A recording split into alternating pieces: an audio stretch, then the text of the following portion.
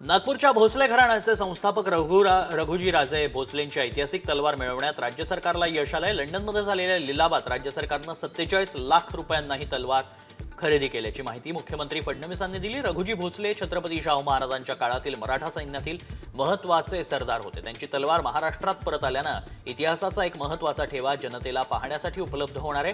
ही तलवार आता कोणत्या संग्रहालयात ठेवतात याबाबत उत्सुकता आहे। या तलवारीचा लिलाव करण्यात येणार होता।